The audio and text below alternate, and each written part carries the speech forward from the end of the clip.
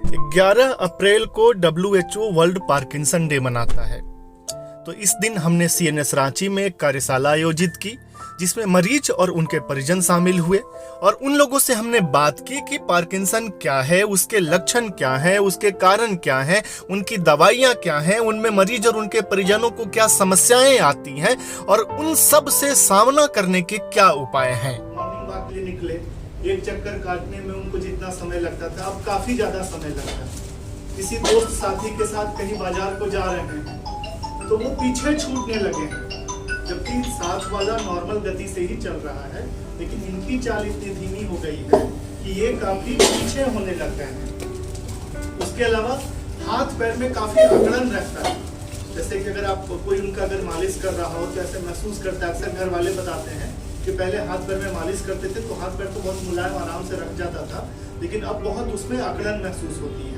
कुर्सी से उठना चाहेंगे तो शरीर इतना अकड़ा हुआ है कि 4-5 बार में उठ पाते हैं, या अगर चलते चलते कुर्सी पर बैठना चाहें तो धड़ाम से नीचे बैठ के गिर जाते हैं, क्योंकि शरीर अकड़ा हुआ रहता है। तो ये 3 तरह के लक्षण अगर किसी इंसान में हो रहे हो, कंपन, अकड़न, धीमापन, ये तीनों पार्किंसन के लक्षण होते हैं। हाथ ऐसे कहीं पर रेस्ट पे रखा हुआ हो तो ये हाथ ऐसे ऐसे ऐसे ऐसे कांप रहा होता है, जैसे कि कोई माला जप रहा हो। पिल रोलिंग ट्रेमर, माला जपते हुए हाथ ऐसे ऐसे ऐसे ऐसे कंपन कर रहा होता है। अमूमन एक हाथ से शुरू होता है, फिर दूसरे हाथ में भी ऐसा होने लग जाता है। ये अचानक से कभी नहीं शुरू होगा। कब शुरू हुआ अक्सर उन्हें पता भी नहीं चलता है, वो दिन नहीं बता पाएंगे कब शुरू हुआ। बहुत बार उल्टा होता है, उनको जिस दिन ध्यान जाता है उनको लगता है उसी दिन शुरू हुआ, लेकिन ये धीरे धीरे धीरे शुरू होता है और धीरे धीरे आगे बढ़ता है। तो धीरे धीरे शुरू होकर के आगे बढ़ने वाला इस तरह का माला जपने वाला कंपन। तो पहला लक्षण है कंपन का। एक कंपन ऐसा भी होता है जो दोनों हाथ अगर सामने करेंगे तो ऐसे ऐसे कांपने वाला, जैसे चाय का प्याला पकड़ ले तो ऐसे ऐसे कांपने वाला, या कलम से लिखते समय कांपने वाला, वो अलग कंपन है और ये अलग कंपन है।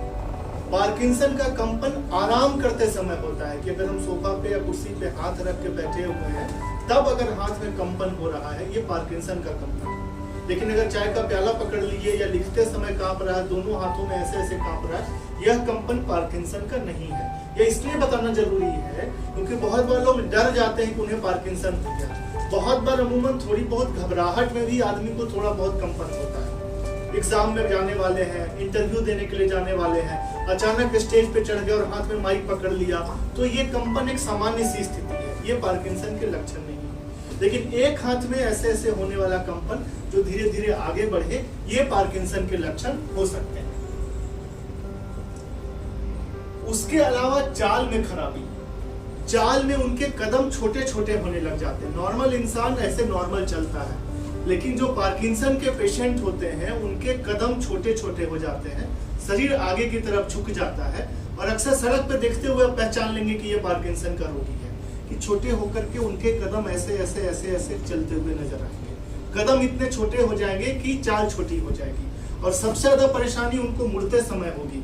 नॉर्मल इंसान एक बार में ऐसे गोल गोल मुड़ जाता है, लेकिन जो पार्किंसन के पेशेंट होते हैं कदम छोटे छोटे हो जाएंगे और मुड़ने के लिए उनको 10-15 बार ऐसे स्टेप लेना पड़ेगा, तब शायद ऐसे घूम पाएंगे, और अक्सर ऐसा करते करते वो लोग गिर भी जाते हैं। तो धीमापन के साथ में कदम छोटे छोटे हो जाना, शरीर आगे की तरफ झुक जाना। कुछ और भी तरह के कंपन होते हैं, जरूरी नहीं कि जितने लोगों के शरीर में कंपन हो वो पार्किंसन के ही कारण हो सकते हैं। के भी कंपन होते हैं जो दवाइयों के साइड इफेक्ट की वजह से होते हैं। कुछ अलग डिस्टोनिया नाम की बीमारी में होते हैं, जिनमें शरीर का ऐसे ऐसे अकड़न होने लग जाना। मोस्ट कॉमन कारण पार्किंसन के अलावा इस तरह के लक्षण का है किसी न किसी दवाई का दुष्प्रभाव। इसलिए जब भी कोई आदमी अगर कंपन के या इस तरह के ऐंठन या इस तरह का अकड़न या धीमापन अपने शरीर में महसूस कर रहा हो, तो सबसे पहले वो जो भी दवाइयाँ खा रहा हो उसे चेक करना चाहिए कि उसका कोई साइड इफेक्ट तो नहीं है जिसको कि इस तरह की परेशानी हो रही है। और जो सबसे कॉमन दवाई है जिसका कि ये साइड इफेक्ट होता है वो होती है गैस की दवाई। गैस की दवाई जिसमें लेवोसल्फिराइड, इटोप्राइड इस तरह का जो चीज मिला हुआ होता है, उसका सबसे कॉमन साइड इफेक्ट है जिसमें पार्किंसन के लक्षण पाए जाते हैं। और उनमें बस वो दवाई बंद कर देने से कुछ दिन में ये चीजें ठीक हो जाती है।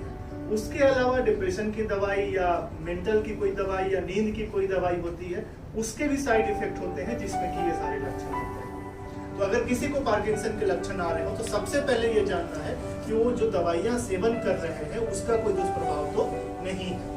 अगर नहीं है तो फिर कंफर्म करना होता है कि पार्किंसन ही है या पार्किंसन से मिलती जुलती कोई और बीमारी है। पार्किंसन क्यों होता है? क्योंकि ब्रेन में एक जगह होता है पीछे में मिड ब्रेन, वहां से डोपामिन का केमिकल निकलता है और ये केमिकल निकल के बाकी शरीर के हिस्से में जाता है। दवाई के रूप में हम वही डोपामिन दे रहे हैं जो यहाँ से निकल के बाकी जगह काम करे। जैसे शुगर बीपी की दवाई जीवन भर चलती है, वैसे पार्किंसन की दवाई जीवन भर चलती है। अक्सर लोग गलती करते ही इस उम्मीद में आते हैं कि साल 2 साल दवाई खाए बीमारी ठीक। ऐसा नहीं होगा। पार्किंसन के लक्षण में हमने बताया धीमापन। अब धीमापन को दूर करने वाली दवाई अगर जरूरत से ज्यादा डोज में दे दिया जाए तो शरीर जरूरत से ज्यादा फास्ट हो जाता है, उसमें उनका शरीर जरूरत से ज्यादा एक्टिव हो जाता है। तो ये एक अलग तरह का मूवमेंट है जिसको कि डिस्काइनेसिया कहते हैं। ये उस वाले कंपन से अलग चीज है। उसके अलावा जो पार्किंसन के पेशेंट होते हैं उनमें डिप्रेशन खूब होता है, अक्सर उदास हो जाते हैं क्योंकि उनको लगता है कि अब हम कभी ठीक नहीं होने वाले हैं। तो समय समय पर उनको डिप्रेशन की दवाई देने की जरूरत पड़ती है। उसके अलावा कभी कभी उन्हें भ्रम की स्थिति होती है जिसको हेलुसिनेशन कहते हैं। इसमें क्या होता है कि बैठे अचानक बोलेंगे वहां सांप बैठा है, वहां बिच्छू बैठा है, वहां कोई चाकू लेके आ रहा है। इस तरह की भ्रम की स्थिति होने लग जाती है। बहुत बार लोग उनको लेकर के साइकेट्रिस्ट के पास पहुंच जाते हैं कि इनको पार्किंसन तो अलग था, सिजोफ्रेनिया भी हो गया, मेंटल प्रॉब्लम भी हो गया। बहुत बार लोग झाड़ फूक भी कराने लग जाते हैं, जबकि ये लक्षण भी पार्किंसन की वजह से ही होते हैं। तो बहुत बार उनमें जो पार्किंसन की दवाइयां होती है उसका डोज एडजस्ट करने की जरूरत पड़ती है, क्योंकि कभी कभी उस दवाई का डोज चेंज करने से जो भ्रम वाली स्थिति कुछ अजीबोगरीब सा दिखाई देने लग जाना, वो सारी चीजें ठीक हो जाती है। उसके अलावा ऐसे पेशेंट में एडवांस स्टेज में भूलने की बीमारी भी हो जाती है। लोग छोटी छोटी चीजें भूलने लग जाते हैं। ये भी भूल जाते हैं कि खाना कैसे है। तो घर वालों को उनको हर चीज में मदद करने की जरूरत पड़ती है। घर वालों का नाम भूल जाएंगे, पत्नी को पहचानना भूल जाएंगे, अपने बेटे को भाई के नाम से बुलाने लग जाएंगे, रास्ता भूल जाएंगे, खाना खाना भूल जाएंगे, कपड़ा पहनना भूल जाएंगे। तो ये एडवांस स्टेज में डिमेंशिया की दिक्कत होती है। और सबसे महत्वपूर्ण बात जो ये होती है कि ऐसे मरीजों की देखभाल करने वाले जो होते हैं, केयर गिवर होते हैं, वो अक्सर थक जाते हैं। उनमें केयर गिवर बर्नआउट की समस्या होती है। तो उनकी भावनाओं का ख्याल रखना, उन्हें एक मानसिक सहयोग प्रदान करना, एक सिंपैथी प्रदान करना सबसे ज़रूरी चीज़ है।